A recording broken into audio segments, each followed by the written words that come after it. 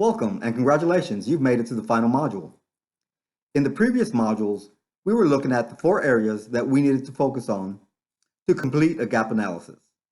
In this module, we're going to look at the calculations necessary to quantify gaps. Before we move on, however, let's do a quick review of what we've learned so far. As you will recall, there are 4 areas of focus when conducting a gap analysis.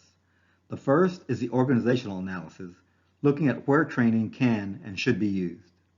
Next, we looked at the operational analysis, where we collected data about specific jobs.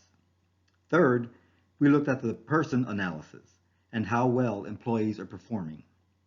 Finally, we looked at the structural analysis and the system's efficiency. You will also recall, to remember these 4 areas of focus, you can use the acronym OOPS. Oops, there's a gap.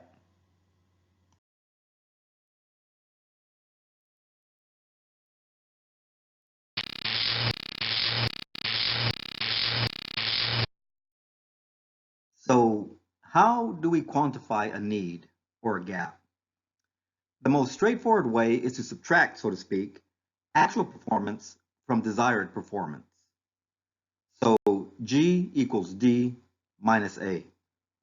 You get your data on desired performance from your operational analysis. And you get your data for actual performance from your person analysis. The final calculation we need to make is based on training priorities, as some training needs are more important than others. You can establish your training priorities by evaluating the value of overcoming a deficiency and the cost of the training. You can use this formula for setting your priorities. P equals value times the number of staff, quantity, over the cost of the training. You can determine the value of overcoming a deficiency in your structural analysis. Okay, well, that is the basics on gap analysis. Let's recap what we've learned. So, there are 4 areas we need to look at to conduct a gap analysis. The first is the organizational analysis. The second is the operational analysis.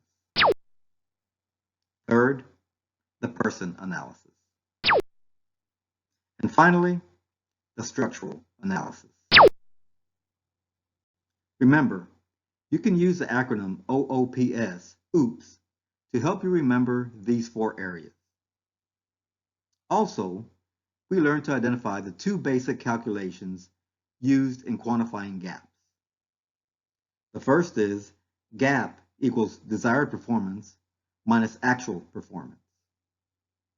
You get your data for desired performance from your operational analysis.